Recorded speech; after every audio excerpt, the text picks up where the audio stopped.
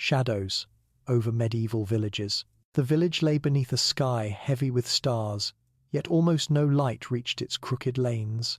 Candles were rare, oil lamps precious, and so, after sunset, darkness pressed down like a second roof. From afar, the cluster of huts, barns, and timber-framed cottages resembled a patch of smudged ink upon the landscape, barely distinguishable from the fields and forests that surrounded it. This was the world of medieval Europe, a world small in scope yet vast in its layers of belief, where daily survival was balanced precariously between toil and superstition. The people who lived in these settlements, most of them peasants, did not wander far from their own thresholds. Their universe was bounded by church bells, the nearest market town, and the forests that sighed with wolves and whispered with spirits. Though they worked under the same sun and moon as their distant ancestors, the villagers felt themselves at the mercy of forces they could not see or name with certainty, and so each evening, as shadows lengthened, they sought comfort in ritual. Life in the medieval village was a rhythm of repetition,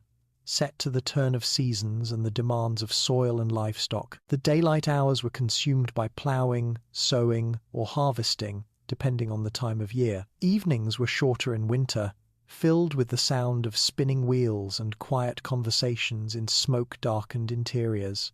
Yet always, as the sun dropped behind hedges or hills, a shared anxiety crept in. Night was not just absence of light, it was an active presence, a time when the world outside the door was ruled by things beyond human order. Wolves prowled at the edges of fields, but wolves were not the only danger. Invisible threats, spirits of the restless dead, demons tempted by weakness, witches gliding unseen between homes were considered just as real. Against such threats, a bolt on a door or a lock on a chest seemed weak defenses.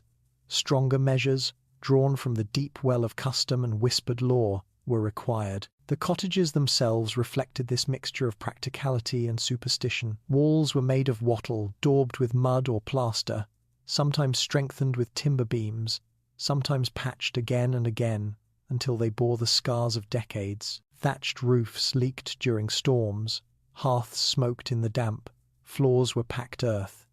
Yet each detail of construction carried symbolic as well as functional meaning. A door was not simply a portal but a border between the safety of the family and the chaos outside. Windows were few, and when they were present, they were tiny and shuttered, as though the house itself wished to guard its secrets from whatever roamed in the dark. People thought of their homes as living beings, warm, fragile, protective, and just as a body could be infected by illness, so too could a house be entered by malign forces if it were not properly guarded. The atmosphere of these villages was shaped as much by imagination as by fact. Crops failed sometimes because of frost or drought, but in the eyes of many, such disasters were also caused by the envy of neighbours, by curses muttered over fences, by witches milking cows from afar with charm. A child's sudden fever was not only an illness, but a sign that some malicious spirit had slipped through cracks in the unseen wall between worlds. Each event,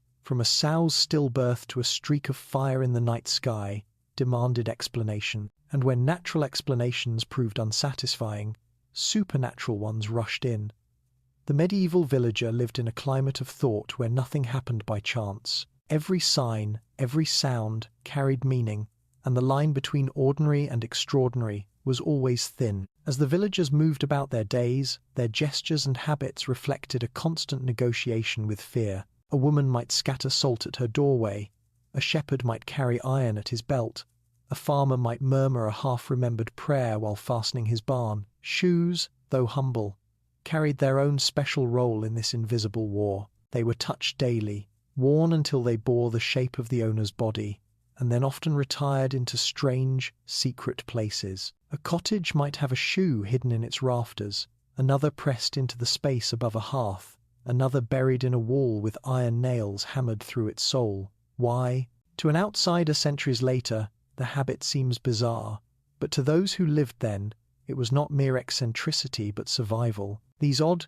concealed tokens whispered of the ever-present dread that the walls of the house were too thin to keep out what wanted in. Imagine walking along the village path at dusk, hearing shutters close one by one as households retreated into their dimly lit interiors. From the outside, it would seem that each family trusted in their timber and plaster to hold fast. But inside, in the glow of firelight, they added layers of unseen defense, charms tucked behind beams, carved marks on thresholds, and most peculiar of all, old shoes pressed into walls. These shoes, worn soft and crumpled, held echoes of the bodies that had shaped them, and people believed they retained a fragment of the wearer's essence. It was this essence that confused and trapped spirits, acting as decoys in the endless struggle between safety and invasion. The sight of a father quietly tapping an old boot into the plaster near the chimney, or a mother hiding a child's slipper in the attic, was not unusual. It was part of the rhythm of life, no less real than drawing water from the well or baking bread. Thus, the medieval village stood not only as a collection of huts and barns, but as a living map of fear and defense, where every household built walls not just of wood and clay, but of memory, ritual, and belief. The shadows over those villages were not merely cast by the sinking sun. They were woven out of centuries of stories, warnings, and whispered instructions passed from grandmother to granddaughter, from father to son. And in those shadows, one strange custom took root and persisted: the nailing of shoes into walls, a silent plea for safety against an invisible, restless world. Fear of the invisible. In the heart of the Middle Ages, fear was not only felt in the body but steeped into the very air, woven into the rhythm of bells, prayers, and silences. To live, then, was to dwell constantly at the edge of the known, surrounded by a veil of uncertainty. The villagers worked the land with patient hands, but their minds lived with a permanent sense of danger, for most disasters could not be seen approaching. A sudden fever might strike a child in the night, a cow might give bloody milk, a neighbour's field could wither while another's thrived. In such a fragile world, explanations were demanded, and when no natural explanation satisfied, invisible causes stepped in, clothed in superstition, whispered warnings, and half-remembered tales passed from mouth to mouth. People spoke often of spirits, demons, and witches, not as abstract stories but as presences as real as the wind. To deny their existence was to invite misfortune. To prepare against them was to act prudently, like stocking firewood before winter. The church bells might toll and the priest might preach of heaven and hell, but between these two poles lay a vast, confusing terrain, where human souls believed themselves to be hunted daily by lesser powers. Evil was thought to move like a shadow across fields and hearths, unseen but deeply felt. To explain the loss of a newborn, a villager might whisper that a demon had crept in, lured by the cries. To explain why the flower was ruined, one could speak of a witch who cursed the millstone with a glance. Death, hunger, madness, these were not accidents but outcomes of invisible visitations. The supernatural was not a distant, rare occurrence. It was the closest and most likely explanation for anything that caused grief or imbalance. And so, people lived in perpetual alertness, listening for signs not with their eyes but with their nerves, trying to sense the invisible currents that slipped between homes. The forests around the villages embodied this dread more than anything else.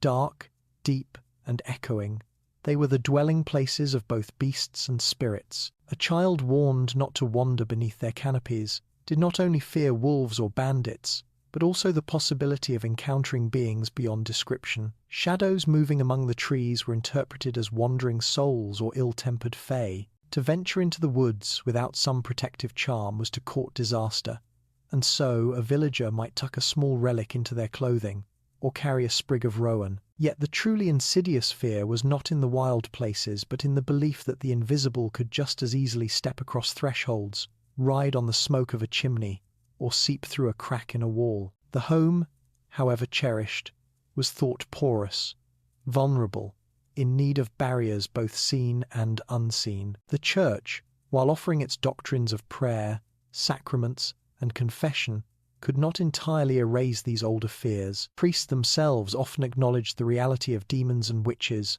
warning their flocks to guard against them. Sermons might thunder against superstition, yet in quieter moments, holy men themselves muttered blessings over a sick child or sprinkled holy water upon doorframes, merging Christian ritual with folk defense. The villagers, for their part, accepted this fusion naturally.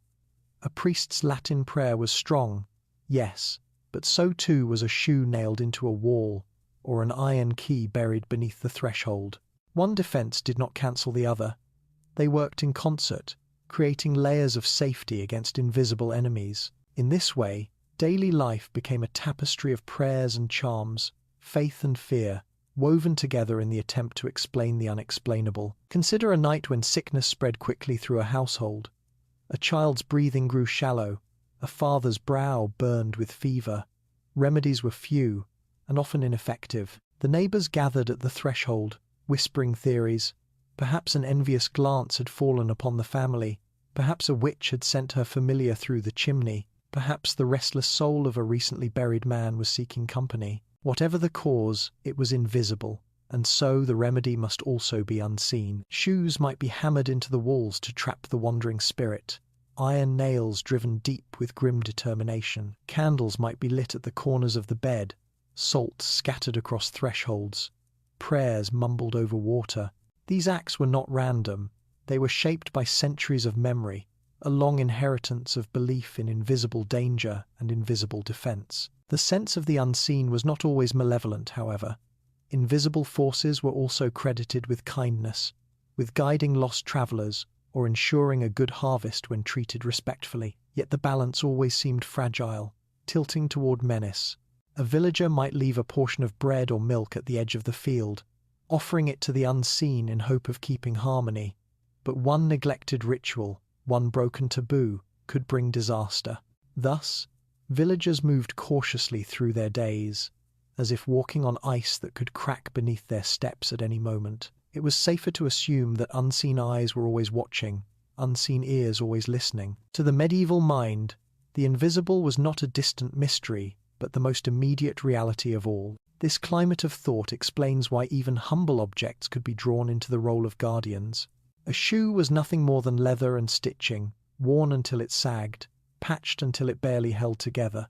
Yet once infused with the belief that spirits could be deceived, it became a potent shield. Villagers reasoned that if invisible forces sought to harm, they might be fooled by the scent and imprint of a human foot left in an old shoe. The spirit might linger there, trapped or distracted, while the family within slept safely. And so, the shoe, ordinary in the daylight, became extraordinary at night, transformed into a decoy in the endless struggle against what could not be seen. The act of nailing it into the wall was an act of faith, not faith in the church alone, nor in logic, but in the long chain of ancestral wisdom that whispered, "Better to be cautious, better to place this object where it will guard us." So the villagers lived with a constant tension, half comforted by their rituals, half haunted by the suspicion that no ritual could ever be enough. Each misfortune, each shadow on the hearth, each rustle in the dark reminded them that they were surrounded by powers invisible yet insistent. To us, centuries later, their fears may seem exaggerated, even quaint. But for them, in a world without science or medicine as we know it, where death was a daily visitor, the invisible was more than a metaphor. It was the truest explanation for why the world felt so precarious, and why they hammered shoes into their walls before night fell, walls that listened. The medieval cottage was not just shelter, it was a living barrier, a thin membrane holding back the weight of the night. To walk into such a dwelling was to step into a world carefully arranged for both comfort and defense. The walls, often of wattle and daub, carried not only the marks of weather and years, but also the imprint of countless rituals meant to make them strong against more than rain or cold. Each timber beam, each packed layer of clay and straw, was thought to bear witness. People did not imagine their homes as mute shells. Rather, they believed the walls could hear, could hold memory, could absorb and sometimes reflect the unseen forces that brushed against them. The crackle of the fire, the lowing of a cow beyond the threshold, the laughter of a child, all these sounds were enclosed by walls that were never neutral. They were guardians, but fragile ones, always listening for the approach of harm. Inside these cottages, the walls defined the rhythms of daily life. Families leaned their possessions against them, tools, baskets, spinning wheels.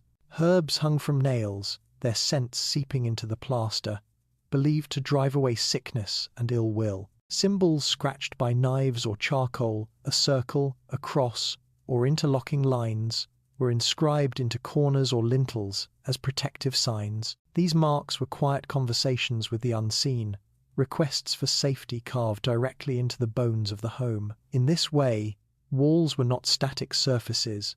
They became repositories of faith, fear, and memory. The act of adding a charm or object to a wall was as natural as patching a hole or hanging a pot. Both tasks ensured survival, one against weather, the other against forces less visible but no less real. It is telling that thresholds, corners, and chimneys were treated with particular reverence.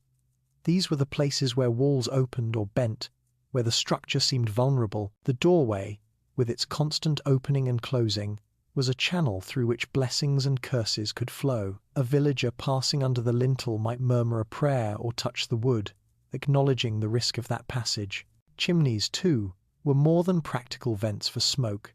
They were imagined as ladders through which spirits might descend.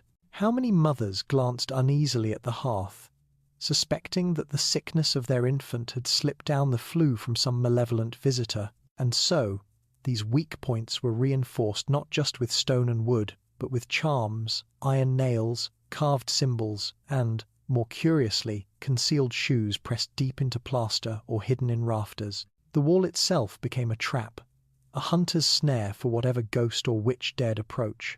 In the long winter nights, when storms rattled the shutters and wolves howled from distant fields, the walls felt thin indeed. A family huddled by the fire would listen to the shifting timbers, the sigh of the thatch, and wonder if these were merely the house settling or the sound of spirits testing its strength. In those hours, the wall was more than construction.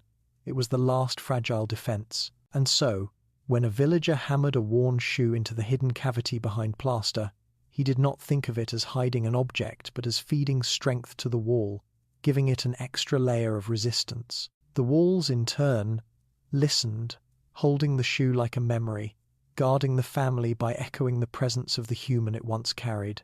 In this way, a home became layered with invisible inhabitants, the family themselves, the echoes of ancestors, the protective spirits courted by ritual, and the decoys placed there to confuse intruders. Walls also bore witness to suspicion. In villages where misfortune struck again and again, neighbors might glance at each other warily, wondering if someone among them had invited evil into their dwelling. The walls of a suspected witch's house might be avoided, as though leaning too close would allow some contagion to seep through. At the same time, those who feared they were targets of envy would redouble their secret protections. Shoes in walls were not spoken of openly, but the practice was no mystery. Everyone knew that defences were built into houses, yet no one pointed them out aloud. It was a kind of silent covenant, each family fortifying their walls against the same threats, all while suspecting their neighbours of sending those very threats forth. The walls thus became confidants of fear, mute keepers of each household's defences, never betraying the secrets hidden within their plaster. The intimacy of these walls cannot be overstated. Families ate, slept, quarrelled, and rejoiced beneath them. Generations succeeded each other in the same space, their lives soaking into the timber and daub like smoke into cloth. A shoe concealed behind such a wall might remain there for centuries, forgotten by the descendants who still lived in that cottage, its presence known only to the wall itself. And yet, even in forgetting, the act held power.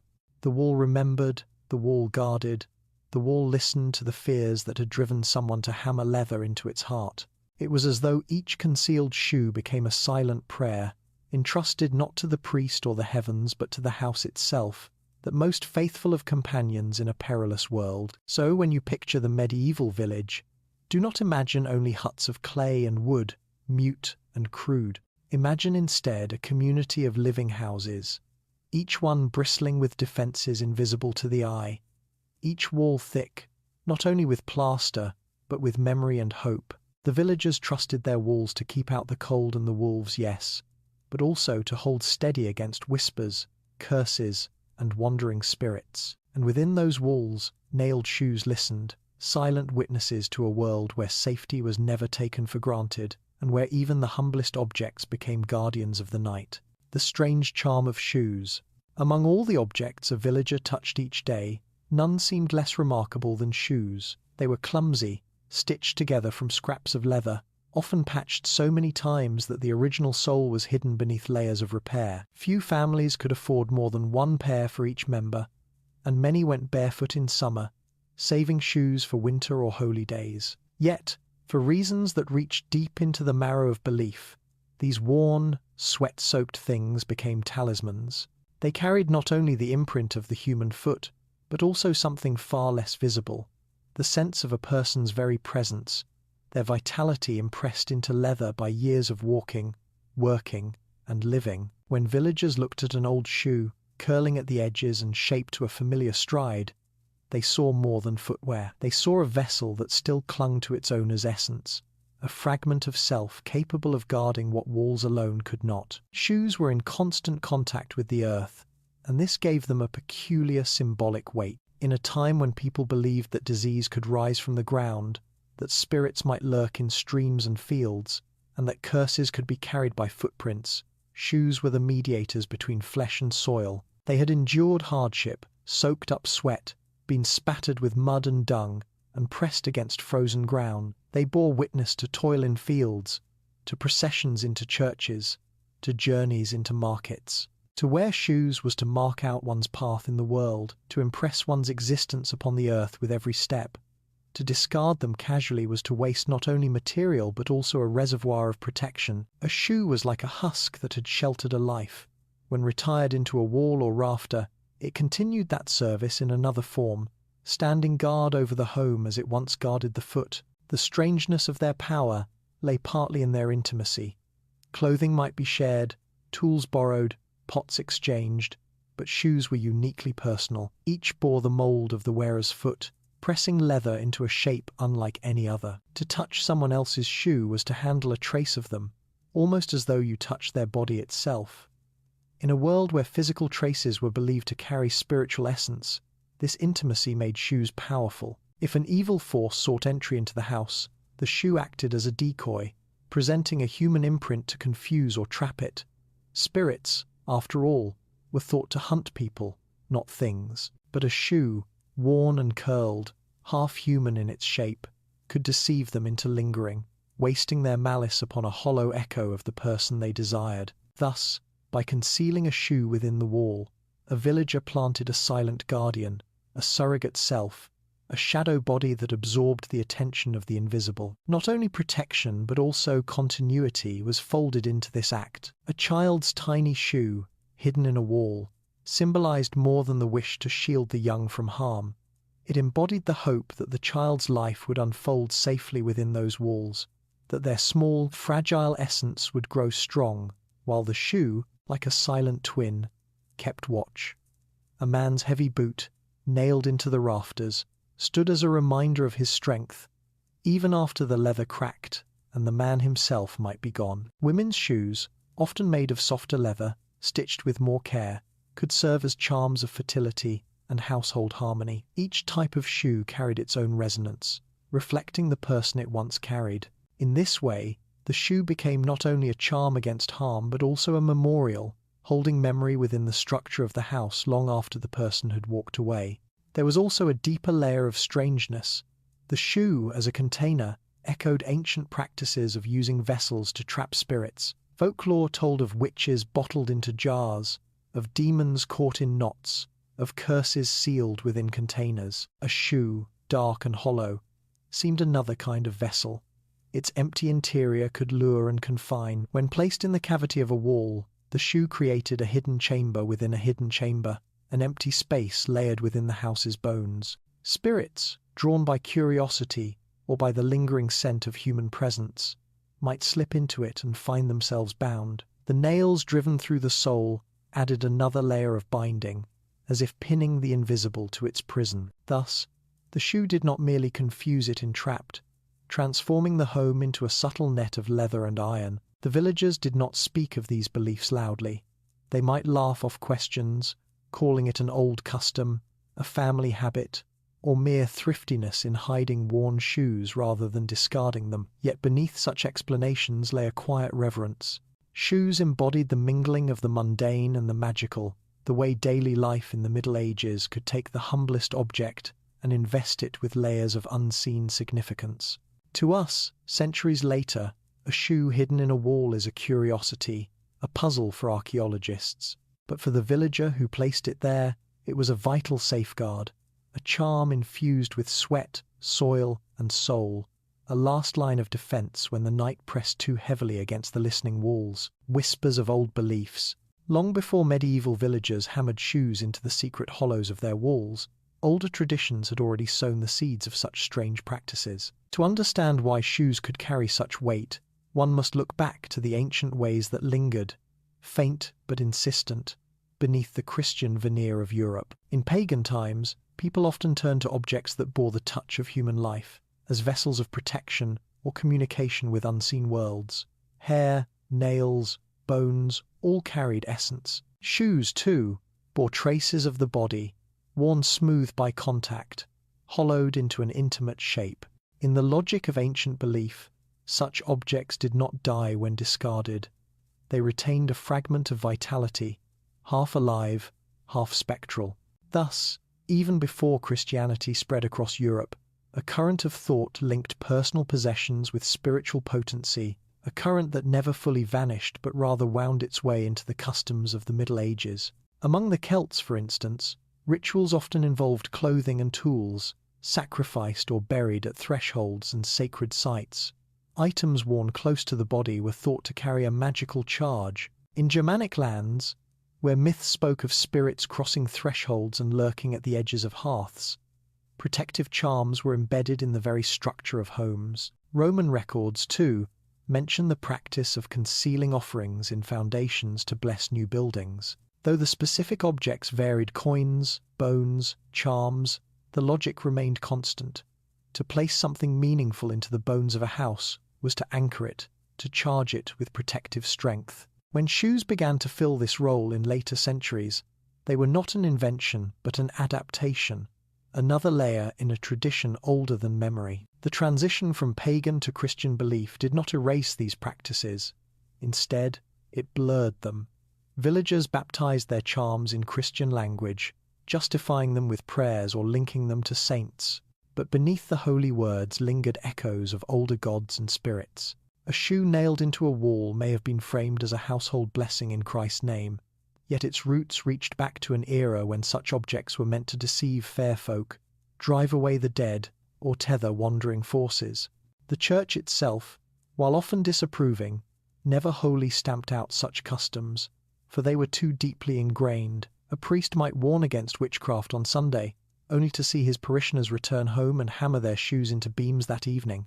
Such contradictions were simply life. Whispers of these older beliefs clung especially tightly to places associated with passage and crossing. In the mythic imagination, thresholds were dangerous not because of wood and stone, but because they marked the border between worlds. Spirits were thought to hover at liminal points, seeking entry. The hearth, too, was liminal, its flames linked to both nourishment and destruction, its chimney a direct passage to the skies. Old traditions had long treated such sites with caution, adorning them with charms, herbs, or sacrifices. When medieval villagers hid shoes near chimneys or doorways, they were echoing practices centuries older than themselves, perhaps without knowing the full reasons, but feeling nonetheless the pull of inherited instinct. In folk tales whispered around fires, the idea of the double or shadow self also endured.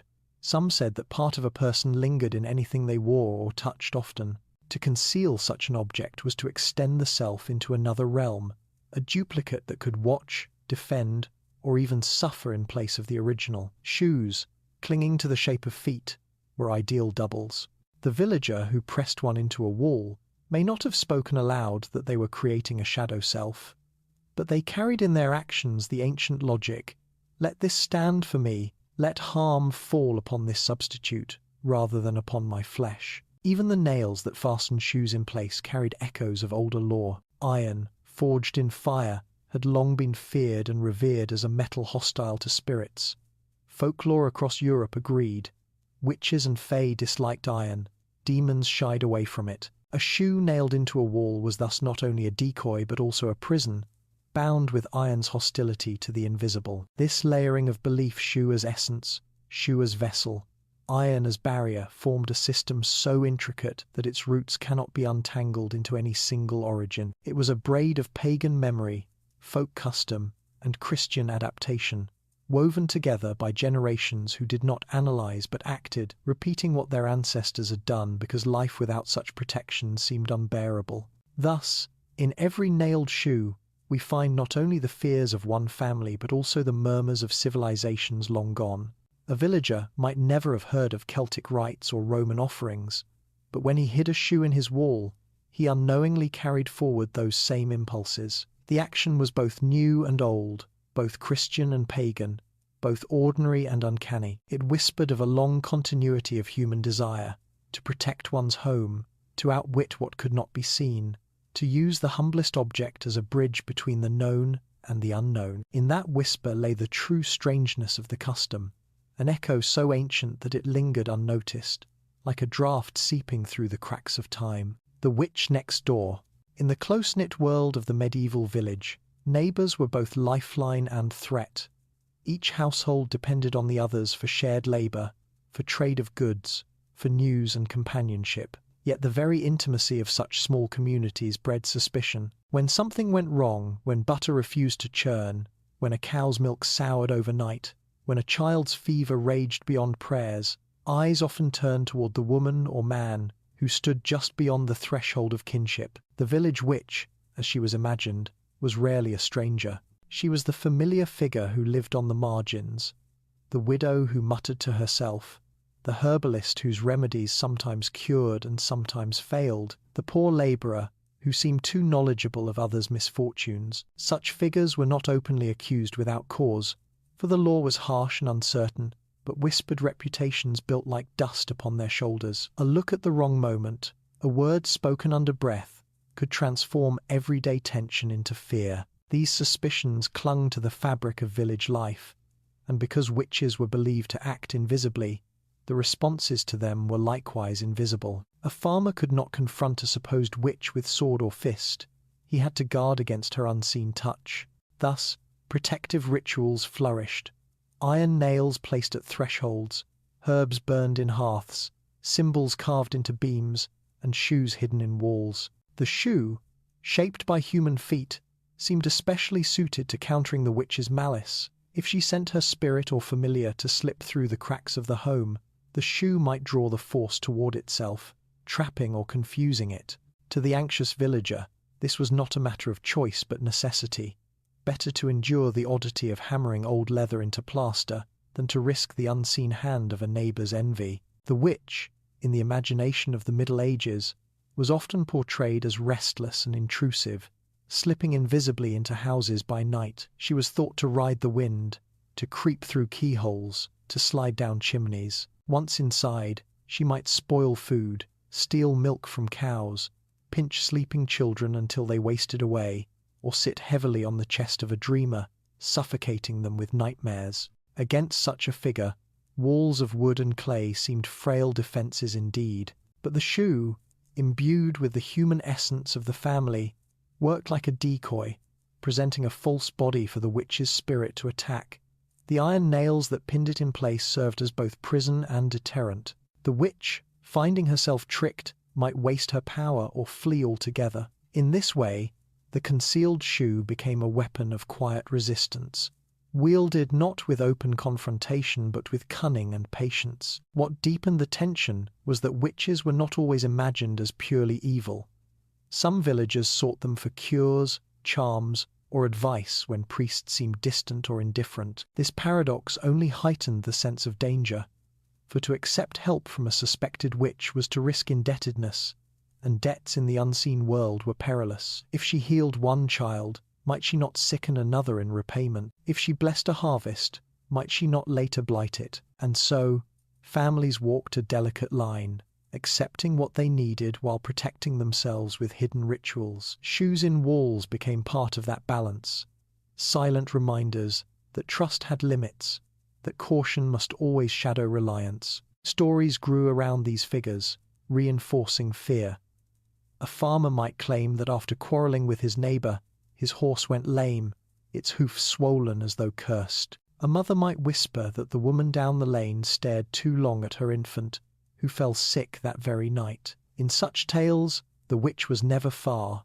She was part of the daily world, part of the very community whose hearths glowed together in the evening, and because she was near, every family felt compelled to fortify their home. Shoes became soldiers stationed within the walls, unnoticed but ever present, guarding against the neighbor's glance, the muttered curse, the shadow that slipped across the threshold when all lay sleeping. This constant undercurrent of suspicion shaped the way people built and lived in their houses. To modern eyes, a cottage wall was a simple construction, but to the medieval villager, it was a contested boundary, a line the witch might try to cross. Each shoe hammered into place was an act of defiance, a quiet assertion. You may live beside me, you may walk the same paths, but you will not enter here. The walls listened, the shoes remembered, and the family slept a little easier, believing their defenses would hold. And so, the witch next door was never just a neighbor. She was the embodiment of the community's fears, the mirror of its envy, the shadow of its dependence. She gave shape to invisible anxieties, and against her, ordinary shoes became extraordinary guardians. In their cracked leather and worn soles, villagers found a way to push back against the presence that haunted their thoughts. The shoe in the wall was not only a charm against the witch's malice, but also a testament to the delicate balance of trust and suspicion that bound medieval life together. Nailed in silence. When the day's work was done, and the last embers of the hearth glowed faintly red, the household settled into its fragile peace. Outside, the lanes of the village lay quiet, broken only by the call of an owl or the far-off howl of wolves. It was in such hours, when the veil between safety and danger seemed thinnest, that the ritual of concealing shoes often took place. No public announcement was made, no one called upon neighbors to watch. It was done quietly, almost furtively, for such acts belonged to the realm of whispered traditions rather than spoken agreements. The father of the house might fetch a shoe long past its usefulness, its leather cracked, its stitching loose, its sole curled from years of toil. He would hold it in his hands as though weighing more than mere material, for within the sagging form lay the imprint of footsteps taken, the warmth of days endured, the memory of journeys home. The choice of location mattered. The chimney breast, the lintel of the door, the beam above a sleeping chamber. These were favoured sites, places where the invisible world might press hardest against the human one. Some shoes were hidden deep in the plaster near the hearth, others tucked into niches within the rafters. A few were placed beneath thresholds or within the hollow spaces of walls where future generations would not see them, but the house would remember. Once the spot was chosen, the act itself was performed with a quiet gravity. Nails were taken, often iron, dark and weighty, forged by the blacksmith's fire. Their very substance was believed to repel what was hostile, for iron was a metal that burned spirits as surely as flame burned wood. The sound of the hammer striking the nail was muffled by the thickness of the walls, but within the household it was unmistakable. A steady rhythm, deliberate and slow, filled the dim interior. Each strike was both practical and ritualistic. Practical in fastening leather to timber, ritualistic in echoing the heartbeat of defiance against the unseen. Children might watch in silence, their eyes wide, sensing the importance without fully understanding. A mother might murmur a prayer under her breath, blending Christian invocation with ancestral cadence, words that asked for safety, health, and protection from wandering evils. No elaborate ceremony was required. The strength lay in the act itself, in the belief that this union of leather, human imprint, and iron would form an invisible bulwark. When the shoe was secured, the wall closed around it once more, concealing the evidence of fear and hope alike. Sometimes plaster was smoothed over to hide it completely. Sometimes the shoe remained partly visible, as if peeking out like a sentinel. Either way, silence followed. The family would return to their resting places, comforted by the knowledge that a defense had been woven into the very bones of their home. And as they lay in the half-dark, drifting into uneasy sleep, they imagined that any spirit or witch slipping through the night would be drawn not to them but to that hollow shoe, trapped by its shape, confused by its scent, held by its prison of iron. This ritual, though rarely spoken of, bound generations together. A shoe hammered into place by a father might remain when his grandchildren played in the same room decades later, its presence forgotten by human memory but not by the walls. Other shoes were added over time, layer upon layer of protection, each nail marking another season of fear, another year of life carried through. The silence that followed these acts was not only secrecy but also reverence, for to speak openly of such measures was to weaken them, to invite ridicule or curiosity from those who might not understand. Better to let the walls and the shoes keep their own counsel, listening in the dark while the family lived on in their fragile sphere of safety. The practice carried with it a sense of continuity, linking the ordinary with the extraordinary. The same hammer that fixed a loose board or built a crib was also the hammer that nailed protection into place. The same shoes that once trudged through fields and lanes now stood guard against invisible trespassers. In the stillness of night, work and magic became one, indistinguishable in their necessity. The villagers did not divide their lives into sacred and mundane as sharply as later centuries would. To them, everything had a spirit, everything bore meaning. A shoe was not just footwear, a wall not just shelter, a nail not just metal. Each strike of the hammer bound these layers together into a single fabric of defense, silent but enduring. Thus, the ritual of nailing shoes was not a spectacle but a quiet act of resistance, one performed in the intimate privacy of the household. It was a way of acknowledging fear without letting fear dominate, for in that muffled rhythm of hammer on nail lay an assertion stronger than words. This is our home, and we will guard it against whatever shadows move outside. The silence that followed was not emptiness but fullness, a silence thick with the echoes of protection, memory, and the unspoken trust that walls, imbued with such secret guardians, would hold firm until morning. Marks of time and sweat. Every shoe that found its way into a wall bore within it more than worn leather and threadbare stitching. It carried the weight of countless steps, the pressure of muscles straining on long days in the field, the warmth of bodies trudging through snow or mud, the faint salt of sweat absorbed into its fibers. To the medieval villager, these details were not forgotten once the shoe was cast aside. Instead, they lingered as a kind of signature, a shadow of the wearer's life etched into every crease and softened edge. Shoes were not interchangeable. Each became a mirror of the foot it had sheltered, curling in familiar shapes, groaning at the seams where weight had pressed most heavily. In these marks of time, villagers recognized a strange kind of permanence. The person's spirit left traces here, traces strong enough to attract or deceive forces that sought human life. This was the essence of the shoe's hidden power. It was not simply leather stitched to protect a foot, but a vessel that still whispered of the body it had carried. When placed inside a wall, it became a lure for the unseen, presenting a copy of the human form for spirits to grasp. If a ghost wandered, if a witch's malice crept into the house, it might cling to that shoe, drawn to the echoes of sweat and shape. While the family slept, the shoe bore the brunt of attack, deflecting harm by standing in as a decoy.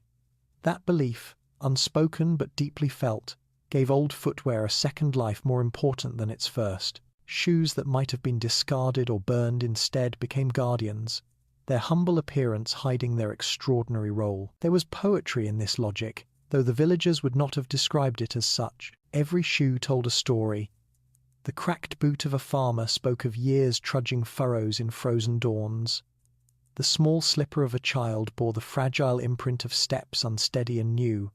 The leather shoe of a wife, patched and worn, carried the memory of journeys to market, of kneeling at the hearth, of walking the narrow lanes with baskets in hand.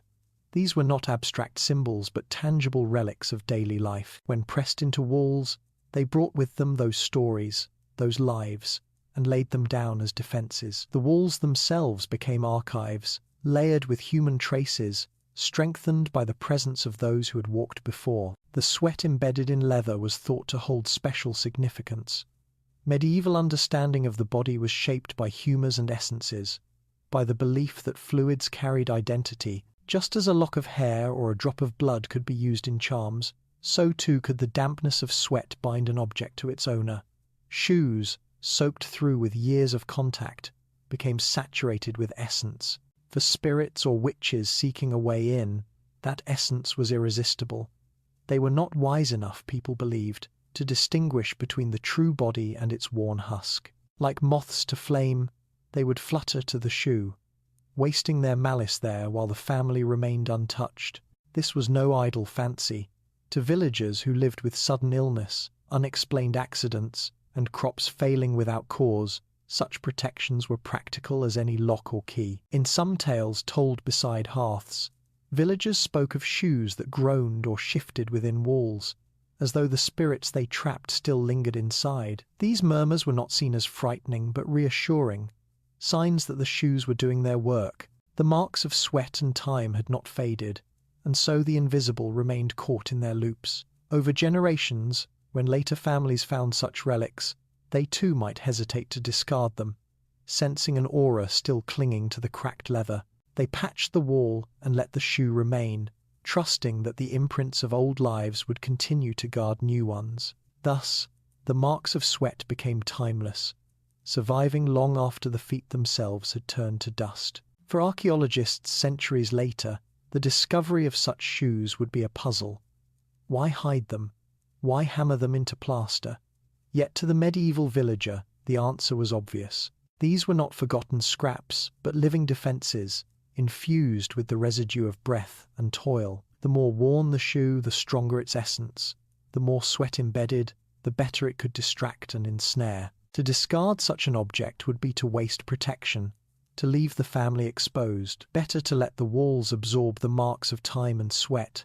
Better to trust that even the most ordinary of belongings could stand between the fragile body and the unseen dangers of the night. Thus, the practice was never random.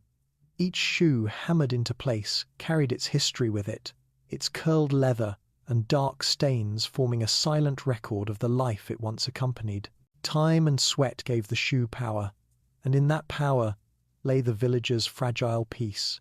Each night, as the wind whispered outside and the walls creaked softly, the family could rest, knowing that their shoes, their second selves, stood watch, listening, absorbing and confusing whatever restless force might seek to enter. And so the humblest object, shaped by the simplest of labours, became both relic and shield, a fragment of humanity pressed into the silence of the house itself, a secret language of protection. Within every medieval house there existed a hidden vocabulary, a system of signs and objects that spoke not to the living but to the unseen. It was a language unspoken yet widely understood, carried in the placement of charms, the choice of materials, the silent hammering of iron nails, and the secret burial of shoes in walls. To us, these scattered relics appear as curiosities, disconnected and puzzling.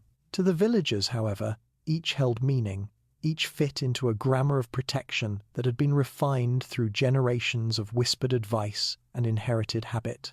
This was not a language recorded in books or taught in schools. It was learned in kitchens and fields, murmured from grandmother to granddaughter, father to son, until it became second nature. One did not need to articulate the rules, one only needed to obey them. Shoes, with their hollow shape and human imprint, formed one part of this lexicon. They were symbols of presence and vessels for essence. But shoes alone were rarely enough. They were combined with other elements in the quiet architecture of defense. Iron nails, for example, were never chosen randomly. Iron was born of fire and shaped by the blacksmith's hand, and so it was thought to bear both strength and hostility towards spirits. To drive such a nail through the sole of a shoe was to bind it, to make its hollow interior into a cage for whatever sought to enter. The sound of iron striking wood was itself a word in this hidden language, a declaration written not on parchment but in action. Here is the boundary, pass no further. The walls carried other signs too, marks scratched with knives or charcoal, a circle enclosing a cross, a daisy wheel, or overlapping lines forming endless knots were inscribed near windows and doors. These were known as apotropaic symbols, though villagers themselves would not have used such terms. To them, they were simply marks that keep away. Their presence, combined with shoes nailed into place, created layers of meaning, a text of protection legible only to the unseen. A spirit slipping through a wall might encounter not only the lure of a shoe but also the maze of a carved symbol, confusing its path, tangling it in endless loops. The home thus became a text written for eyes other than human ones, a manuscript inscribed with fear, hope, and cunning. Herbs, too, entered the language. A sprig of rowan or a bundle of sage hung from a beam spoke of cleansing and warding. Salt scattered across a threshold whispered of purity, of lines spirits could not cross. In some households, small bones or fragments of pottery were buried within the foundations, offerings to ensure stability. Together, these elements shoe, nail, mark, herb, salt created a multi-layered code, a conversation between the visible and invisible worlds. Each part reinforced the other, making the house not just shelter, but script, its walls not just structure, but parchment, written upon in the alphabet of protection. This language was never codified, yet its grammar was consistent across regions. Archaeologists uncovering shoes in England, Germany, or Scandinavia also find nails, symbols, and herbs in similar places, suggesting a shared tongue of superstition across Europe. Villagers did not correspond with one another, did not travel far, yet their practices mirrored each other because the fears were the same. Death was near, sickness sudden, crops uncertain, neighbors suspect. Against such shared anxieties, the secret language of protection spread like song, carried not in books, but in gestures and repetitions, until it became as natural as kneeling in church or locking a chest. To speak this language was to participate in a dialogue with forces one could not see. Each object was a word, each placement a sentence, each combination a prayer woven not from speech but from action. When a shoe was nailed into a wall, it did not stand alone but resonated with the iron nail, binding it, the symbol carved nearby, the salt sprinkled at the threshold, the herbs drying above the hearth. Together, they formed a chorus, a layered utterance that told the invisible, this family is protected, this space is bound, this home is not yours. It was a language of defiance, spoken in silence, remembered by walls and beams long after voices had faded, and the villagers trusted it. They may not have fully understood why it worked, but they felt its necessity. To omit a charm, to forget to nail a shoe, to leave a threshold unmarked, such lapses were risks no prudent family would take. Just as words left unsaid could wound, so too could protections left unmade invite disaster. In this way, the secret language of protection was not merely superstition but survival. It was the invisible architecture that made a fragile house into a fortress, the unspoken covenant between family and unseen world, a covenant signed not with ink but with sweat, leather, and iron. Children's shoes in the rafters. If any object in the medieval home carried more poignancy than the heavy boots of labourers or the stitched slippers of wives, it was the tiny, fragile shoes of children. They were small enough to rest in an adult's palm, often crudely made from scraps of leather, sometimes stitched with thread barely strong enough to last through a season of growth. Unlike the enduring boots of farmers, these shoes were quickly outgrown, replaced as children stretched upward toward their future. Yet in their brevity lay their power, for they held the essence of the most vulnerable souls in the household. To conceal such a shoe in a wall or rafter was to ask the house itself to cradle the child, to absorb its essence into the structure so that misfortune might pass it by. In these shoes lay not only protection but also hope, pressed into leather by steps that had only just begun. The rafters of cottages were often dark, smoky spaces, hung with herbs, drying meats, or tools stored out of reach. But hidden among them, archaeologists centuries later have found the tiny forms of children's footwear, curled and stiff with age, nailed into beams or tucked into corners where no casual hand would find them. To the medieval family, placing a child's shoe in such a spot was a tender, if unspoken, gesture. It was a way of saying, this little one, who has not yet walked far, deserves a guardian as enduring as the timber above our heads. The rafters, closest to the roof and sky, were imagined as liminal spaces, vulnerable to spirits that might descend through chimneys or settle in the upper beams. By hiding shoes there, parents sought to station decoys at the highest points of the house, sentinels shaped from the lives of their children themselves. The symbolism was layered and profound.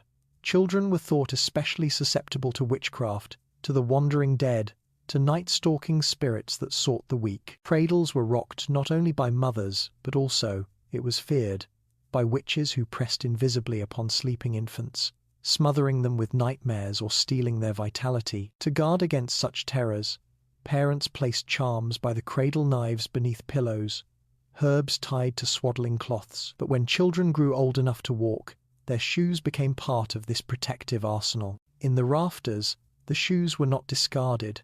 They lived on as guardians, tiny echoes of the children who ran laughing beneath them.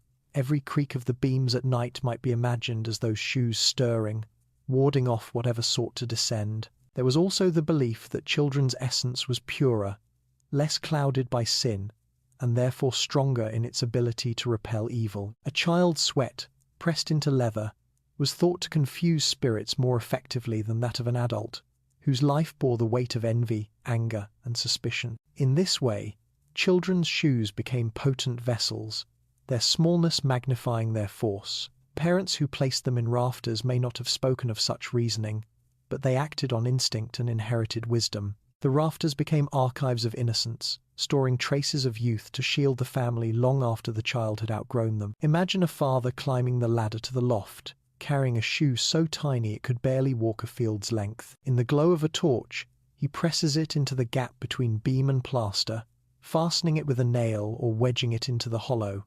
He does not speak, for the act is sacred in its quietness. Below, the mother rocks the child by the fire, listening to the muffled sound of hammering overhead.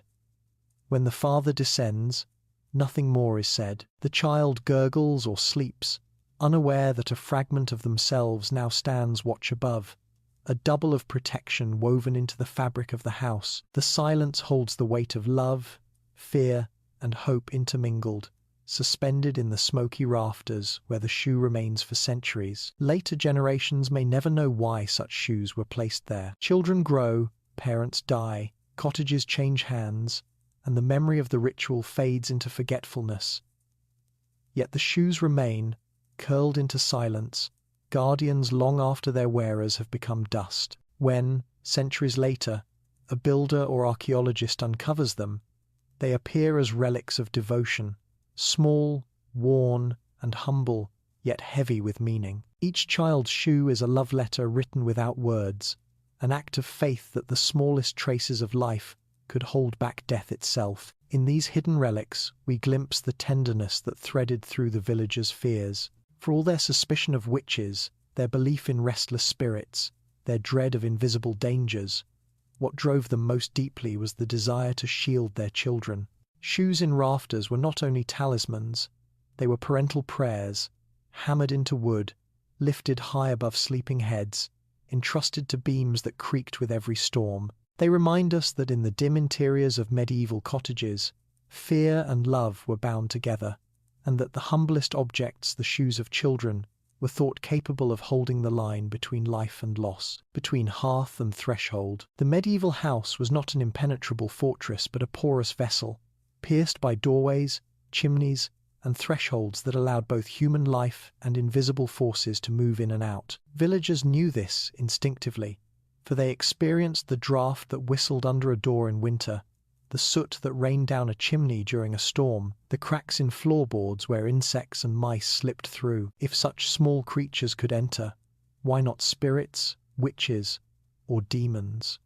And so, the places where walls opened or bent became the sites of greatest anxiety and greatest defense. It is here, between hearth and threshold, that shoes were most often concealed, hammered into plaster, or tucked into hidden hollows, silent sentinels stationed at the vulnerable points of the home. The hearth was the heart of the house, its warmth feeding the family, its smoke curling upward to mark the home's presence in the village. Yet the chimney was also a gaping wound, an open throat through which more than smoke might pass. Folklore told of witches sliding down chimneys as easily as sparks, of spirits descending with the ash, of demons choosing the hearth as their entry point because it glowed with human life. To counter such dangers, villagers hid shoes within the chimney breast or close to the fire itself.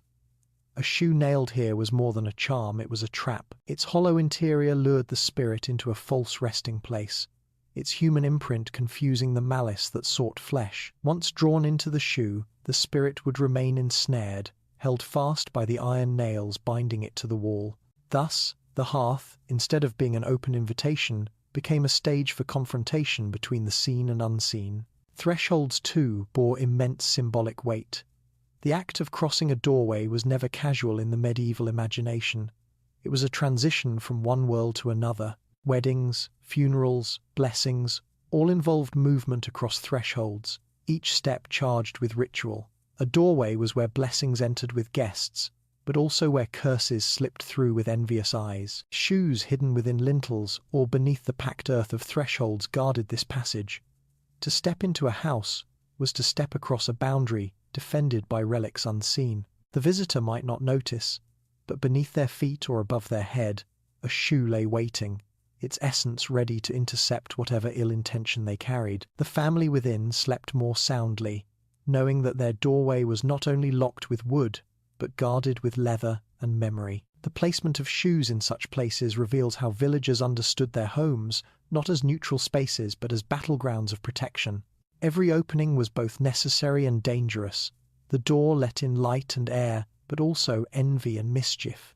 The chimney gave warmth but also risked intrusion. Even cracks and gaps were imagined as potential entry points for wandering souls. The concealed shoe, stationed at these sites, transformed vulnerability into strength. It was a soldier standing on the threshold, a decoy crouched in the chimney, a double of the family itself, ready to bear the brunt of the night's assaults. To us, centuries later, such placements seem oddly precise, as though the villagers followed a hidden map of belief, and indeed, they did. Each household carried a mental chart of its weaknesses and reinforced them with objects drawn from the secret language of protection. A shoe at the hearth was no more random than a lock on a chest. It was an intentional defense, built from the understanding that danger sought openings. In layering their homes with such talismans, the villagers showed not only fear, but also cunning. They knew their world was fragile, but they refused to leave themselves exposed. Imagine, then, the rhythm of evening in a medieval cottage. The fire is banked, the door barred, shadows lengthen in corners, and behind the plaster near the hearth, a shoe sits silently, its curled leather still faint with the scent of sweat. In the threshold beneath the door, another shoe waits, pressed into the earth, unseen by those who step above it. Together, they form an invisible guard, answering every draught, every creak, every whisper of wind that might carry more than air. Between hearth and threshold, the family's fear has been transformed into vigilance, their worn belongings turned into weapons of the unseen war. For centuries afterward, when such shoes were rediscovered, the locations told the story as clearly as words. In the chimney, in the lintel, in the floor, always at the liminal spaces where worlds met, always where human life was most vulnerable. These placements reveal that villagers did not live passively in fear. They acted, shaping their homes into fortresses not of stone but of belief, layering defense upon defense. And in doing so, they gave their families a fragile but precious gift: the sense that even in a world ruled by invisible forces, they had some measure of control, some secret guardians watching at every opening. The long memory of stone walls. Centuries passed, kingdoms rose and fell, plagues swept across the land, and the ways of life that once defined the medieval village slowly dissolved into memory. Yet the walls of those cottages, barns, and manors did not forget. They kept their secrets, quietly guarding what had been pressed into their bones long before. When later generations rebuilt or renovated, tearing down plaster, lifting floorboards, or piercing old chimneys, they sometimes uncovered strange relics: a shriveled leather shoe curled like a sleeping animal, a child's slipper stiff with centuries of dust, a cracked boot with rusted nails still clinging to its sole. To the modern eye, these discoveries at first appeared baffling, out of place, almost absurd. Why would anyone hide such objects in the structure of a home? Yet to those who remembered fragments of old lore, the answer shimmered like a ghost between forgotten words. These were guardians, the lingering remnants of fears and hopes so strong that the walls themselves had absorbed them. Stone walls, unlike the frail daub and timber of earlier centuries, had a peculiar endurance. In manors and larger houses, where masons built thick barriers of stone, concealed shoes remained sealed away for hundreds of years, untouched by decay. When workmen centuries later pried loose a block or repaired a hearth, they sometimes found these relics resting in pockets of mortar, dry and brittle but startlingly intact. The sight could unsettle even the most practical labourer.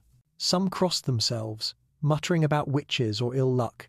Others chuckled nervously, pretending not to feel the chill that rose from the discovery. For no matter how rational the age had become, the shoe seemed to carry with it an aura, a whisper of the fear that had placed it there. Records from the 17th and 18th centuries mention such finds, noting them as curiosities. Antiquarians puzzled over their meaning, unsure whether they were remnants of superstition, forgotten rituals of blessing, or merely eccentric habits. Yet the location spoke clearly, always in liminal spaces, always near hearths, thresholds, or chimneys. These placements echoed the same language spoken centuries earlier, a grammar of defense inscribed not in ink but in leather and iron.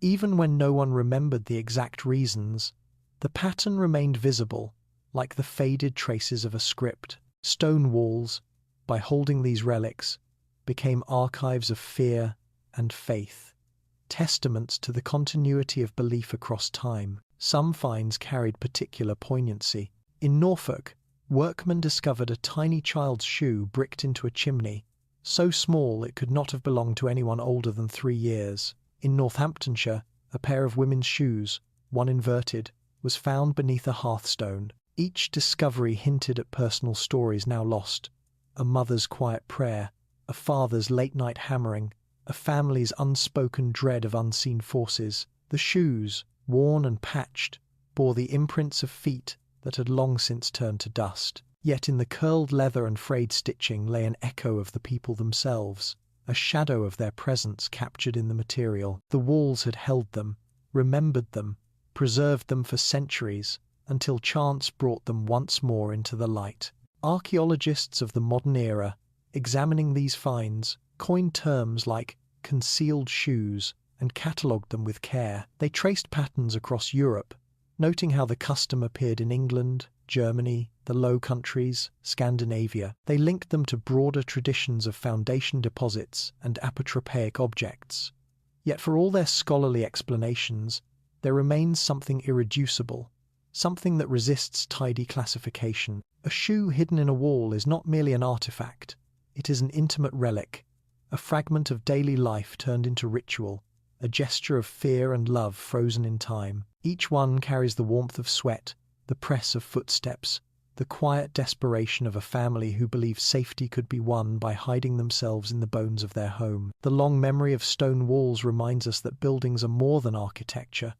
They are vessels of human experience, repositories of actions and beliefs that outlast their makers. A cottage may crumble, a manor may be abandoned, yet the walls hold fast, guarding the talismans entrusted to them. When uncovered, these shoes speak across centuries, telling us that those who lived before us were not so different.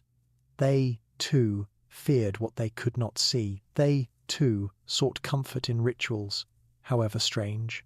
They, too, wanted to protect their children, their hearths, their fragile lives. The walls remembered when the people forgot, holding on to secrets until the world was ready to listen again. And so, each time a concealed shoe emerges from plaster or stone, it does more than intrigue scholars. It bridges past and present, reminding us that fear leaves marks not only in stories but in objects, that love imprints itself not only in memory but in leather, and that even the humblest belongings can become monuments when entrusted to walls that listen. Monks and clerics take notice. The church, with its bells tolling across the fields and its priests standing as guardians of the soul, could never remain blind to the customs that flourished in the shadows of its villages. From monasteries that copied texts by candlelight to the humble parish priests who lived among the very peasants they guided, clerics began to notice the quiet rituals that threaded through domestic life. Shoes nailed into walls were rarely spoken of aloud, for families knew instinctively that such acts belonged to the realm of superstition, a territory frowned upon by the church.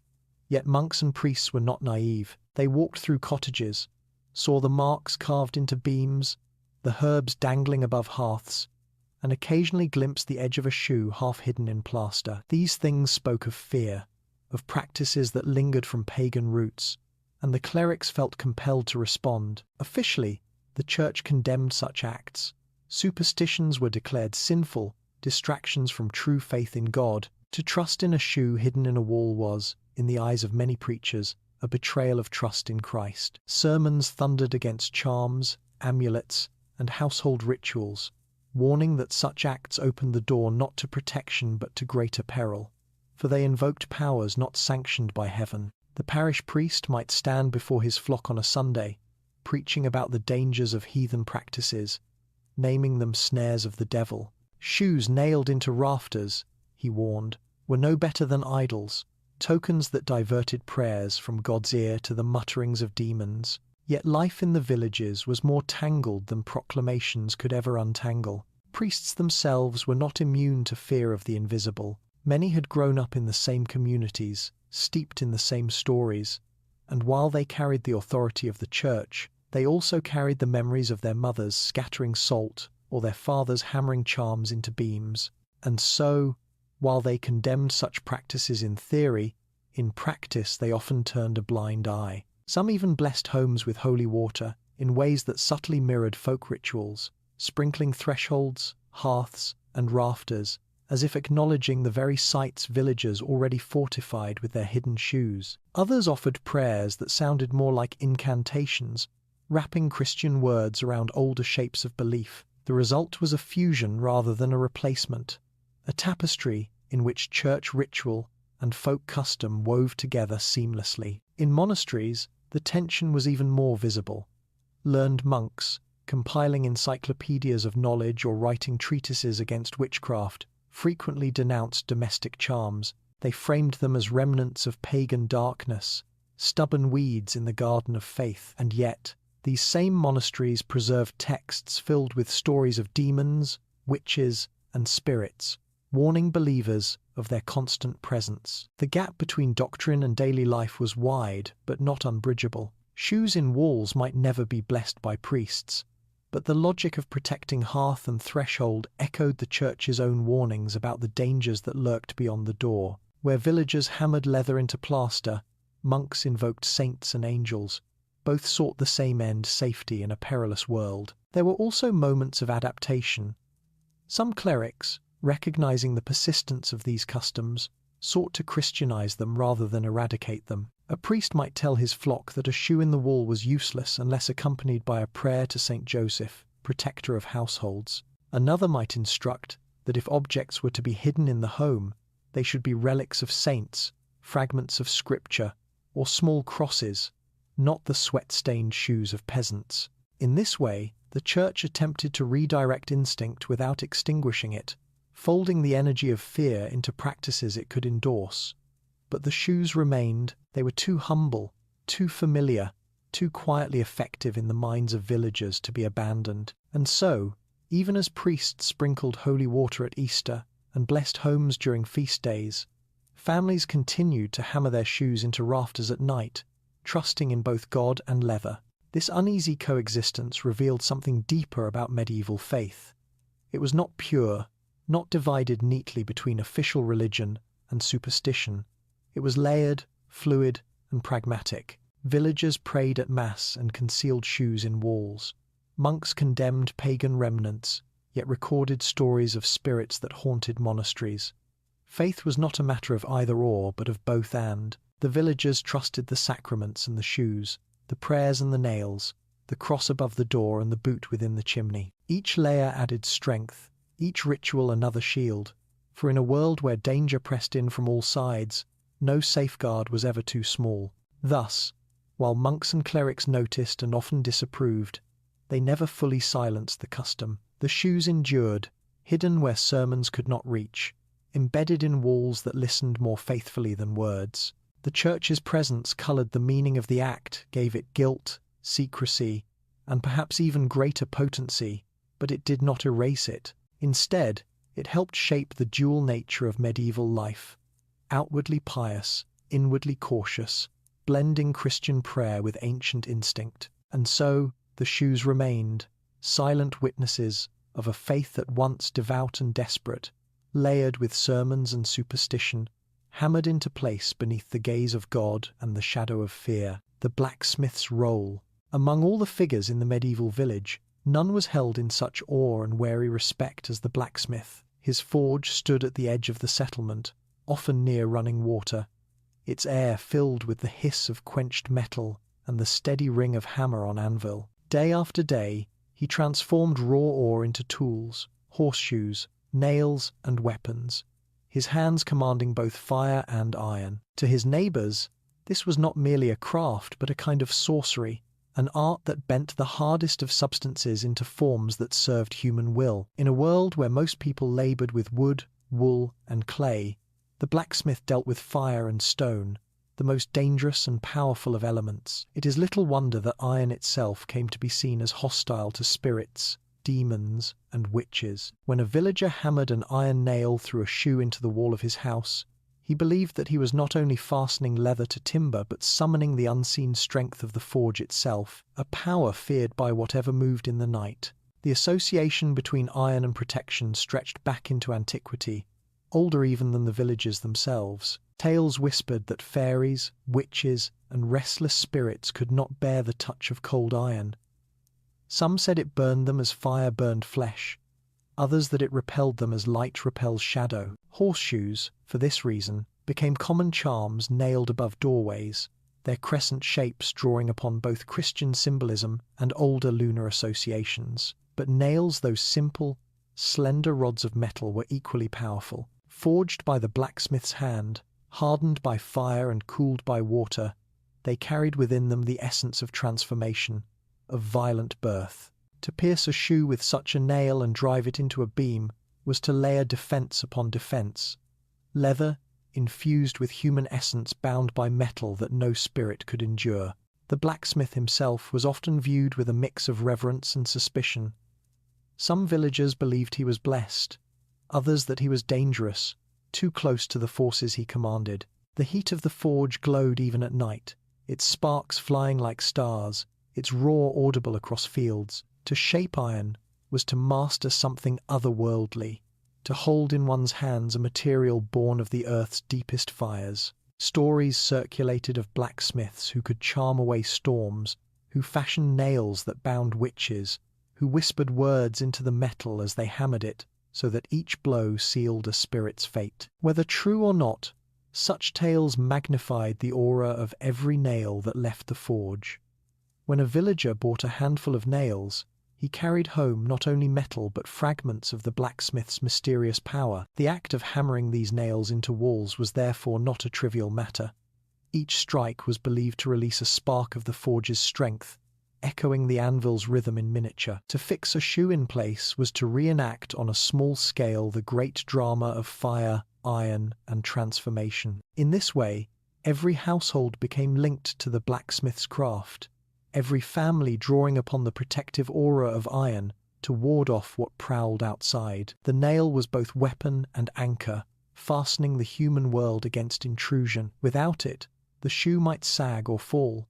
With it, the shoe became a permanent guardian, bound into the wall as securely as faith itself. Some villages held blacksmiths in such esteem that they were asked to bless important constructions, driving the first nail into a new barn or cottage. Their presence was thought to secure the building against rot, fire, and evil alike. The church, though wary of such half-pagan reverence, tolerated it, for even priests admitted the usefulness of nails in sealing coffins, binding relics, and securing churches themselves. Iron was indispensable, and so its symbolic strength could not be ignored. Shoes concealed in walls without nails were rare.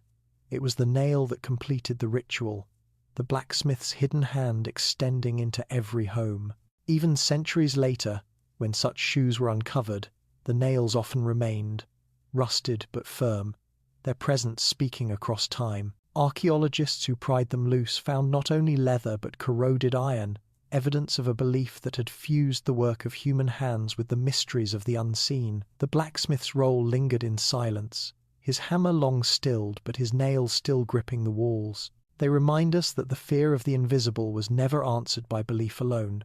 It was answered by action, by the transformation of ordinary materials into extraordinary defenses. And at the center of this transformation stood the blacksmith, his forge blazing in the twilight, his hammer ringing like a bell of protection, his nails carrying the echo of fire into the quiet hearts of cottages. Thus, in every concealed shoe nailed deep into timber or plaster, there is also the shadow of the blacksmith, his sweat, his fire, his mastery of iron. Without him, the ritual would have lacked its binding force. With him, it gained the edge of permanence, the assurance that no spirit, however cunning, could pass where iron held sway. In this way, the blacksmith's role was both visible and invisible, shaping not only the tools of labor but also the tools of survival, leaving his mark in every wall that listened, every shoe that guarded, every family that slept beneath the iron's unseen shield. Echoes across Europe. Though each village clung to its own stories and rituals,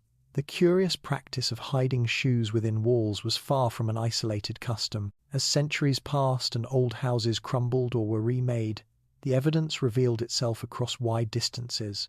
In English cottages of Norfolk and Suffolk, in the half-timbered homes of Germany, in the stone farmhouses of the Low Countries, even in the cold wooden dwellings of Scandinavia.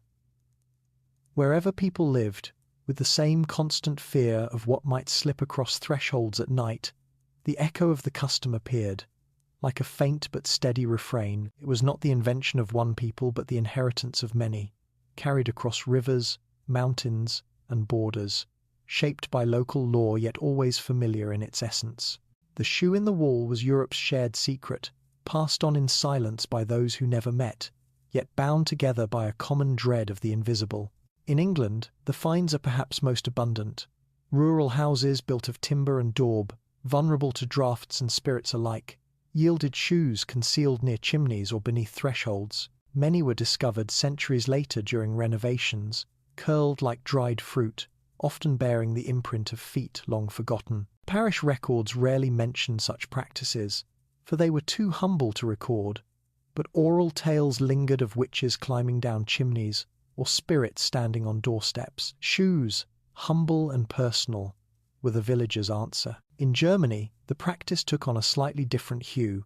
There, shoes were sometimes paired with other objects, knives, coins, or small bottles, each contributing its own protective virtue. The German imagination, rich with tales of kobolds, night hags, and wandering souls, saw the shoe not only as a decoy, but as part of a larger arsenal of apotropaic objects buried within the bones of houses. In the Low Countries, with their flat landscapes and long winters, the custom mingled with traditions of foundation offerings. Just as farmers sometimes buried animal bones or food beneath new buildings to bless their strength, so too did they press shoes into chimneys or hearths, seeking continuity between life and shelter. The Dutch word for such finds, booffer, a building offering, captures the spirit of the act, linking the shoe to older sacrificial gestures meant to stabilize the fragile boundary between human labor and the whims of the unseen.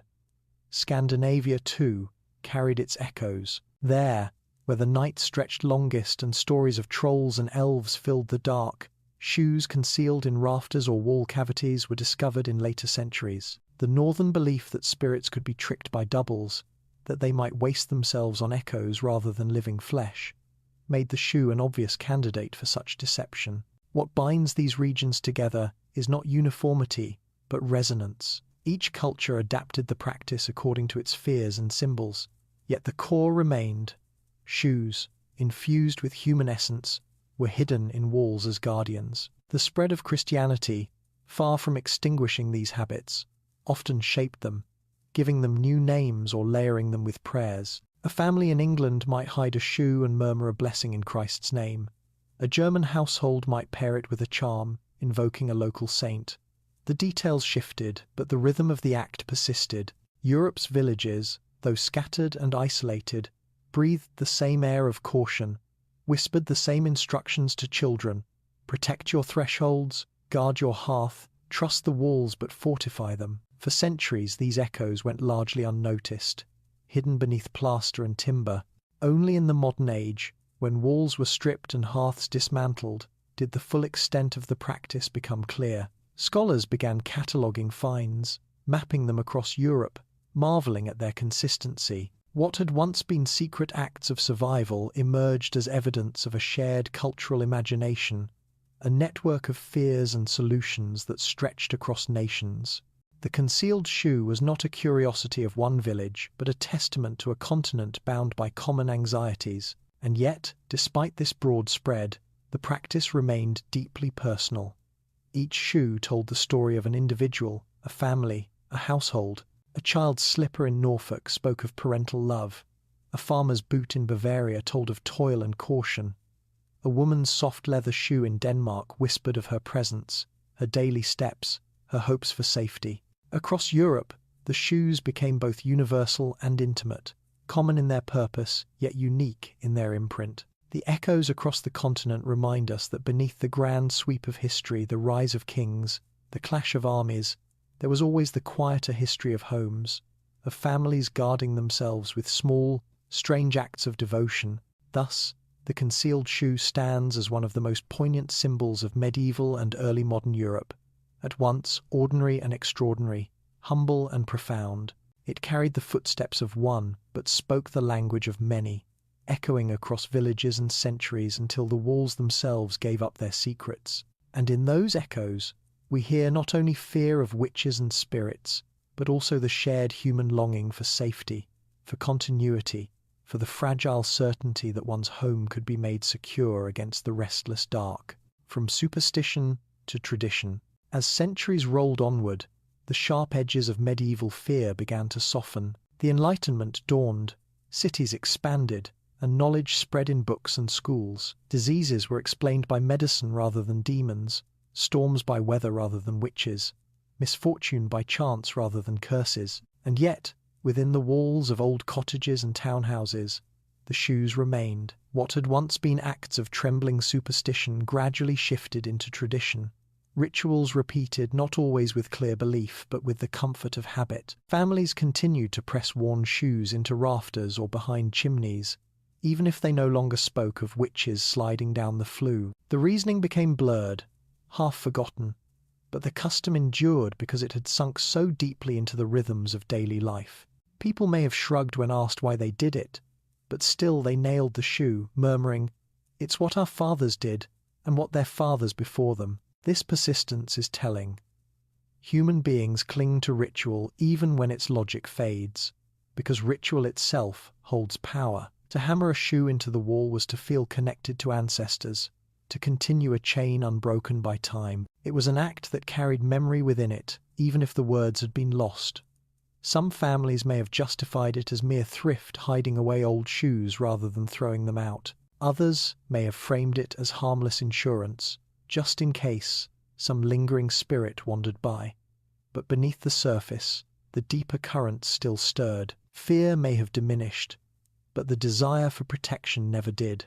Shoes in walls became cultural fossils, retaining shape long after the world around them had changed. In many places, the act became less about immediate danger and more about marking life's transitions. A shoe might be hidden when a new house was built, not because spirits were expected, but because the family wished to bless the foundation with a token of their presence. A child's shoe might be placed behind the hearth as a keepsake, a memory rather than a shield. In this way, superstition slowly blurred into tradition, protection into remembrance.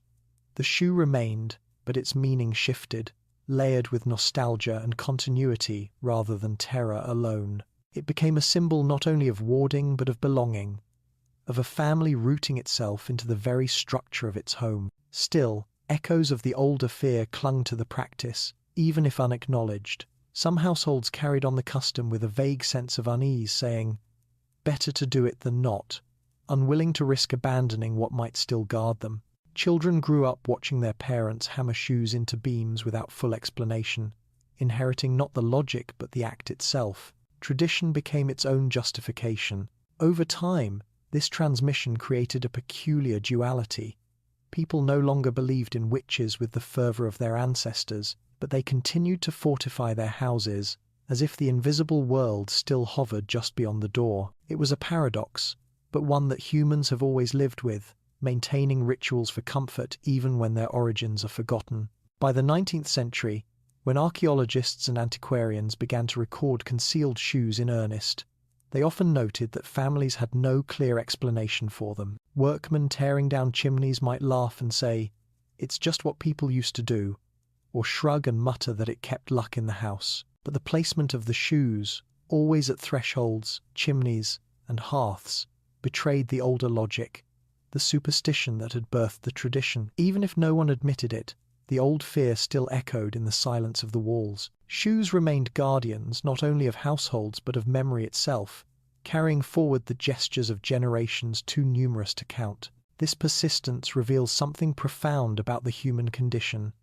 Fear may fade, knowledge may grow, but the rituals that once shielded us rarely vanish completely. They change shape, they soften, they become tradition, and tradition has its own strength, binding people to their past, giving continuity in a world that constantly shifts. The concealed shoe is thus more than a superstition frozen in time.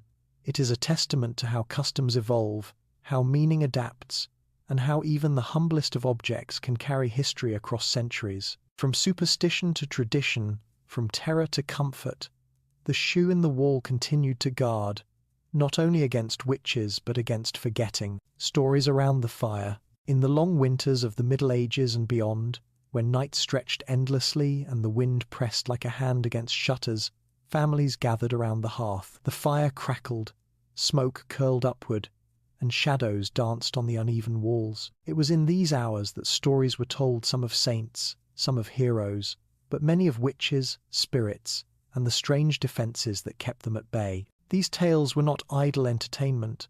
They were teaching, memory, and reassurance woven together in words. Parents spoke them to children in hushed tones, shaping imagination and caution at once. And within many of these fireside stories, the shoe in the wall appeared, not always by name, but as the silent hero that turned away malice in the night. Children learn through stories what their elders rarely explained outright. A mother might tell her little ones of a witch who came creeping through the chimney, only to find herself trapped inside a shoe hidden in the hearth. She clawed and hissed, but the iron nail that pinned it fast held her there until dawn, when the cock's crow drove her away. Or a grandfather might recount the tale of a spirit that wandered the lanes, seeking to sit upon sleepers' chests and steal their breath. But when it entered a certain cottage, it mistook a worn shoe in the rafter for the body of the man within. It wasted the night clinging to that hollow relic, leaving the family untouched. The children shivered, wide-eyed, and pulled their blankets tighter, but they also felt safer, knowing that their own house was fortified in the same way. Such stories were embroidered with imagination, each teller adding details, each generation reshaping the plot. Witches became tricksters, outsmarted by humble shoes. Demons became fools lured into leather prisons. Restless souls became wanderers, tangled in knots carved above thresholds. The moral was always the same. The house was defended, the family safe, thanks to the unseen guardians hidden in its walls. Through such tales, the custom was not only explained but justified, given life in children's minds. Even if they never saw the shoe hammered in place, they believed it waited there, listening, watching, confusing the forces that lurked outside. These fireside stories served another purpose as well. They reinforced the balance between fear and comfort. To tell a child that witches were real was to invite terror, but to follow the tale with the assurance that shoes could stop them was to soothe that fear with hope. The shoe became a character in the story, a quiet defender that turned dread into safety. In this way, the ritual passed from generation to generation, not only through action but through narrative. Families who no longer remembered the precise reasoning behind the custom still told stories of spirits fooled by shoes, and in those stories the logic endured. Even adults found solace in such tales. In communities where misfortune was common and explanations scarce, stories gave shape to chaos. A ruined harvest could be blamed on a neighbor's curse, but a family spared from sickness could attribute their luck to the hidden shoe in their chimney. Around the fire, these stories reaffirmed the belief that their actions mattered, that they were not helpless against the invisible. The walls themselves seemed to absorb the words, each story reinforcing the guardians already embedded within them. The shoes were not only physical objects, but also narrative anchors, holding families together in a shared understanding of protection. Centuries later, when concealed shoes were discovered during renovations, the stories resurfaced in new forms. Workers would joke that the shoes had trapped witches, or that removing them might let out whatever they held. Even without full belief, the echoes of the old tales lingered. The presence of a shoe in a wall was not simply explained by scholarship, it was explained by story, by the memory of fireside whispers that had kept the custom alive long after its meaning blurred. Thus, the stories around the fire were as vital as the nails in the wall. They carried the custom through time, embedding it in imagination as deeply as in plaster. They made the shoe not only a relic of fear, but also a character of resilience, a symbol of the household's quiet triumph over the unseen. And as children drifted to sleep by the hearth, lulled by the voice of a parent and the crackle of fire, the image of witches thwarted and spirits fooled by shoes merged with their dreams, leaving them to rest in the fragile peace of a world always guarded, always watched over by leather, iron, and memory. The slow fade of old magic. Time is a patient eraser, and with each century the sharp outlines of old fears softened. By the 17th and 18th centuries, Europe had entered an age of new explanations. Diseases that once seemed the work of witches or demons were studied by physicians. Storms once attributed to curses were charted by early meteorologists. Eclipses that had terrified villagers were predicted by astronomers. The world no longer seemed quite so full of restless spirits and invisible malice. The Enlightenment would soon unfold, carrying with it the conviction that reason could illuminate every shadow. And yet, in quiet villages, the old customs did not vanish overnight. They lingered, muted and half forgotten, like embers glowing long after a fire had burned low. Shoes remained hidden in chimneys, rafters, and thresholds, not always out of terror, but out of tradition, habit, and a lingering sense that some mysteries could not yet be explained away. This fading was not abrupt but gradual, like the tide receding from a shore. For a time, old magic and new reason coexisted uneasily. Families might consult a physician while still hammering a shoe into a wall, just in case. Priests thundered less about witches, yet house blessings still traced the same vulnerable points: doorways, hearths, rafters where concealed shoes lay in silence. Scholars wrote books denouncing superstition, yet workmen repairing houses continued to find and even replace the old relics, unwilling to discard them completely. The act of concealing shoes shifted from urgent defense to quiet tradition, a ritual performed without much thought, its origins obscured but its presence persistent. By the 18th century, witch trials and accusations had largely ceased, but the cultural memory of witches remained strong. Stories were still told of old women muttering curses, of spirits haunting lanes, of bad luck following envy. Even those who laughed at such tales often hedged their laughter with a gesture of caution. It was easier to dismiss old magic in daylight than in the creak of midnight when the wind pressed hard against shutters. Shoes remained, then, as a comfort against that unease, a relic that no one entirely trusted, but no one entirely abandoned. Better to leave the shoe in the wall than to tempt fate by pulling it out. The industrial age deepened the divide. New materials and new methods of building reduced the visibility of such customs. Houses were raised quickly with brick and stone, plastered smooth, and finished with manufactured goods. Yet even in these new dwellings, the habit sometimes survived, carried by memory. A builder might tuck a shoe into the cavity of a wall not because he believed in witches, but because his father and grandfather had done the same. It was not fear, but continuity that guided his hand. The ritual had become tradition, stripped of its terror but still infused with the weight of history. The shoe was less a magical weapon now than a keepsake, a token linking the present to the long shadow of the past. And still, the slow fade did not erase the awe of the old practice. When 19th century antiquarians began cataloguing concealed shoes, they often found that local people hesitated to disturb them. Even in an age that prided itself on reason, there remained a faint shiver of unease. Removing a shoe from a wall felt like breaking a covenant, like stripping the house of something essential. Workmen would sometimes tuck the shoe back into place after examining it, muttering that it was better not to meddle with such things. Though they might not speak of witches or demons, the instinct persisted. Some protections should not be discarded, even if their meaning had faded. Thus, the decline of shoe magic was not a sudden vanishing but a transformation. What had begun as a desperate defense against the unseen became a cultural echo, a habit that persisted out of memory rather than necessity. The shoes continued to be hidden, not with trembling hands but with a shrug and a smile, a nod to ancestors who had lived in darker times.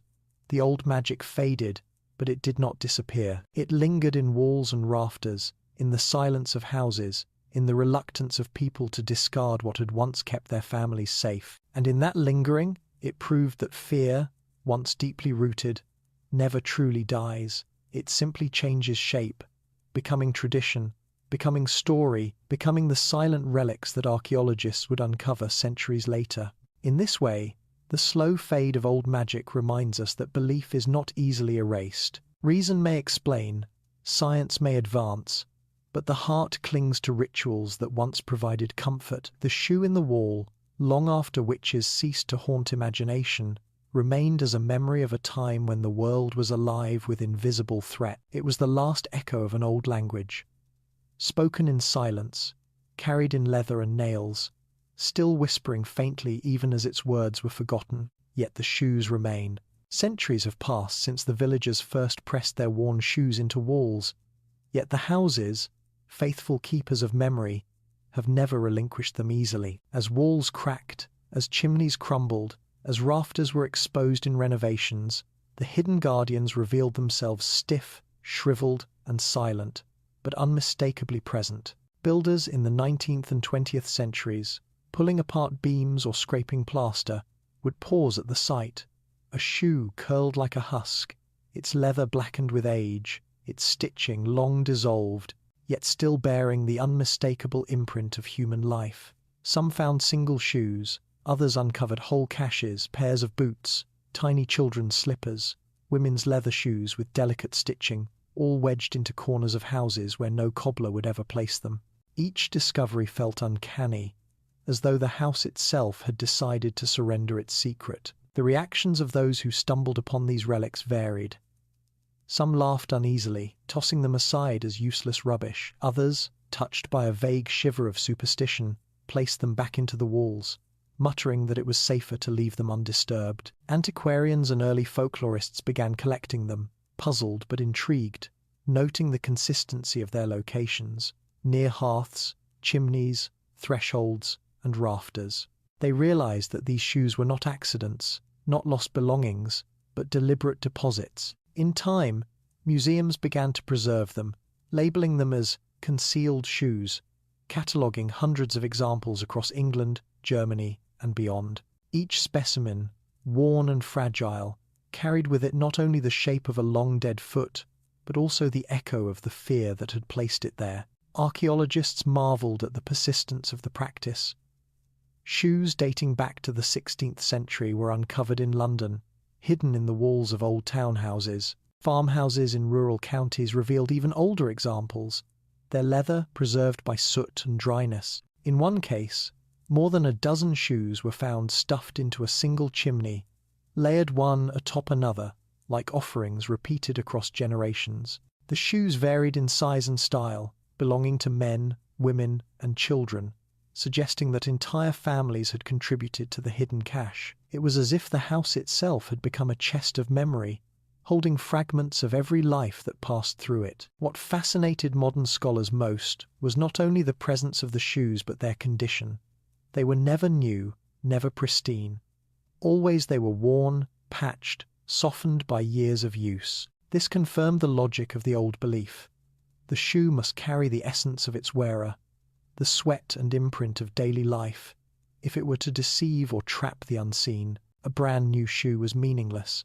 Only the shoe that bore the marks of time could stand guard. To hold one of these relics was to hold an intimate fragment of history, a piece of someone's life preserved not in parchment or stone, but in leather, shaped by flesh. Today, many of these concealed shoes reside in collections, studied by historians and displayed in exhibitions. Visitors peer at them through glass, marveling at their strangeness, often smiling at the thought of such a humble object serving as a magical shield. Yet those who look closely sense something deeper. The curled toes, the worn soles, the faint marks of stitching all speak of real people. Farmers trudging to fields, children learning to walk, women carrying baskets to market. These shoes once moved, once touched earth, once accompanied lives through joy and sorrow. Now they remain, long after their owners have gone, guardians turned artifacts, still carrying the whispers of fear and love that placed them in the walls. And in some houses, even now, the shoes are left untouched. Renovators may uncover them, but choose to tuck them back into their hiding places, unwilling to disturb what was set there centuries ago. The old instinct lingers. Better to let them lie, better not to undo the protection woven into the walls. For though reason tells us that witches do not creep through chimneys, some part of us still respects the silent guardians. The shoes remain, and in their presence we feel the echo of an older world where walls listened, where the night pressed close, and where even the humblest objects bore the burden of keeping families safe. Thus, the concealed shoe bridges the past and present. It is at once relic and reminder, superstition and tradition, artifact and intimate memory. Long after the villagers themselves faded into the earth, their shoes endure, speaking in the silence of walls, whispering across centuries that human beings have always sought protection, always turned to what was closest and most familiar to shield against the unknown. And so the shoes remain quiet, persistent, unyielding fragments of a forgotten language that still lingers, faint but unbroken, in the bones of houses. Reflections on fragile security.